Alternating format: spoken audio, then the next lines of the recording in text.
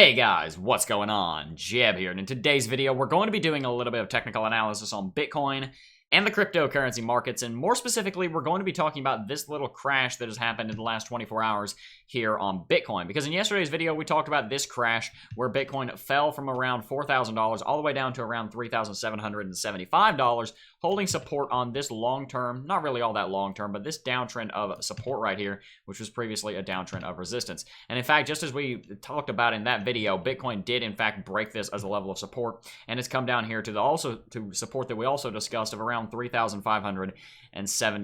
Bitcoin's currently trading just a little over $3,600, and in today's video, we're going to be talking about this crash and where Bitcoin might be going over the next couple of days, because I'm not convinced that the bearish price action is actually over yet. We're going to be discussing all of that and more in today's video, guys, so if you enjoyed today's video, definitely consider dropping a like and hitting that subscribe button. But without much further ado, let's go ahead and get right into it. Now, of course, we had been following this consolidation pattern that Bitcoin was in for quite some time. If we come out here to the 4-hourly chart, it makes it look a little nicer. We saw that Bitcoin was in this longer-term consolidation pattern, and we did expect that breakout to the bullish side, which is exactly what happened.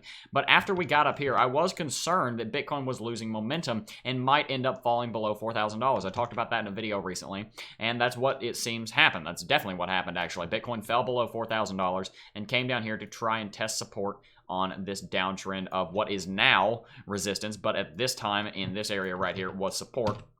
And Bitcoin did come down here yesterday, and we did test this as support, and indeed we have fallen back below it, and now we're coming down to another level of support that I discussed in the hypothetical that I was laying out a few days ago. When we were back up here, I was laying out a hypothetical scenario for what happens if Bitcoin breaks $4,000, and I laid out two levels of support. I laid out this downtrend of support being a level of support where Bitcoin would probably have a pit stop, and I also laid out the level of support that we're currently sitting at around $3,600 or so as the next level of support, and funnily enough, that's exactly how it's played out. And I want to talk about the level of support that we're currently on, because a couple weeks ago I started talking about this inverse head and shoulders pattern that Bitcoin was in. Now, this inverse head and shoulders pattern didn't lead to a lot of bullish price action like perhaps we were hoping for, or like we were probably hoping for, but in fact it is still relevant because in the creation of that inverse head and shoulders pattern, we established an important level of support. We have our neck, we have a shoulder right there, and then we have some touches on this support level right there. We have a breakout right there, we have a crash below it right there. $3,575 or so is an important level of support, and that's exactly where Bitcoin is sitting right now. We're going to be continuing on with the Bitcoin technical analysis, but I do want to quickly do our little crypto market recap. I'm going to try and make these a little bit shorter because I don't think you guys want to see me run down the list on CoinMarketCap all that much, but we'll go ahead and talk about it anyway because I do want to go ahead and cover a few things here. Bitcoin is currently trading across all exchanges just a little under $3,700. As we can see here on Coinbase, is trading around $3,635 and about $100 higher than that on Bitfinex and many of the other exchanges. There is still that discrepancy that opened up back in October that has never really closed. Anyway, Bitcoin's down about 4% over the last 24 hours, and indeed the vast majority of the market is also red. We see maybe 10 or 15 gainers, and we see quite a few cryptocurrencies in the red with only 2 in the double-digit red. Bitcoin's volume's looking quite healthy today, actually, sitting around around $6 billion in daily volume. That, of course, has to do with the massive dump that we've seen here over the last 24 hours. We do see that there has been a very large red candlestick right here. Bitcoin did have a lot of bearish volume come in, and we're going to be talking about that in relation to the shorts chart here in a little while. Anyway, like I said, Bitcoin is down quite substantially, and every other cryptocurrency in the top 10, excluding Tether, of course. Tether is an anomaly, is in the red. And this is an interesting case study for how Tether works and why Tether is always a hedge against cryptocurrency markets. As you can see, when every market was plunging about 24 hours ago, Tether actually spiked. And the reason for that was because people were selling their cryptocurrency into Tether, increasing the demand on Tether, increasing the price, which is why Tether is currently trading around $1.03. That's just a little bit of a review for why Tether moves in the way it does. Anyway, let's go ahead and continue talking about what we were discussing here. Of course, we talked about how Bitcoin was trading up here above $4,000 and fell below it. And we've also talked about how Bitcoin was trading above this downtrend of support and fell below it. But I also want to talk about this level of support that we're currently sitting on. $3,575 is the level to be looking at now on Coinbase. It's about $100 higher on Bitfinex, of course. But this is an important level of support And I want to discuss whether or not this is going to hold. Because if this holds, then it's very possible that Bitcoin continues trading sideways here or continues moving to the upside.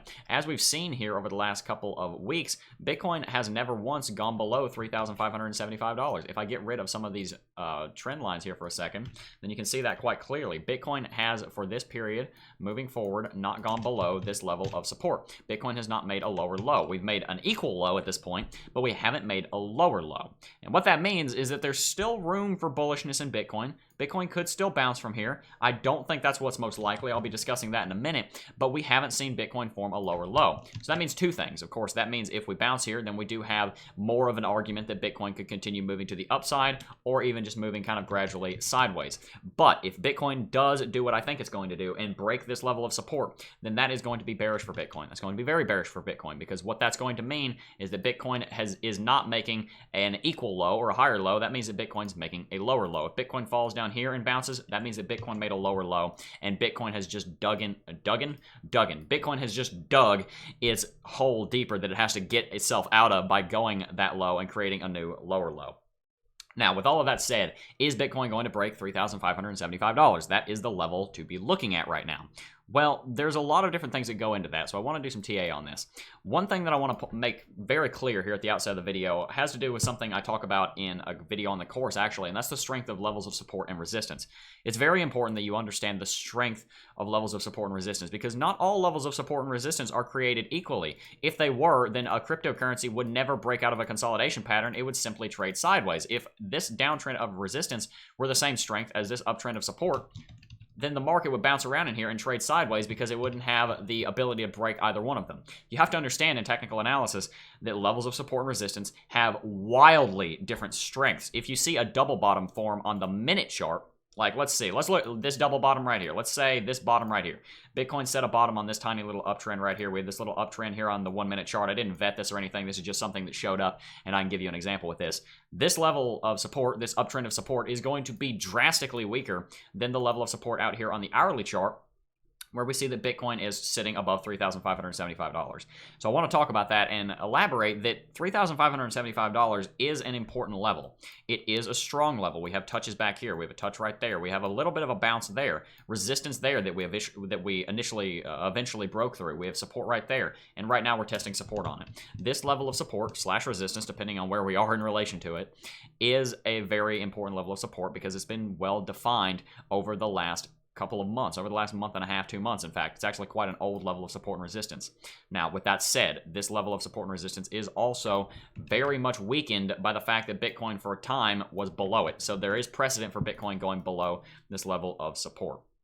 Let's go ahead and couple that with other technicals and try and get to the bottom of whether or not we're going to break this and see where Bitcoin's going to go. One of the things that I want to point out is I actually have a video on this in the course also. That would be the 20 exponential moving average. For a time, Bitcoin was above the 20 EMA here, and as I've talked about in so many videos, I love the 20 exponential moving average because whenever you're above it, you're typically in a state of rally, and whenever you're below it, you're typically in a state of downtrend, unless you're trading sideways as we have been for the last couple of weeks.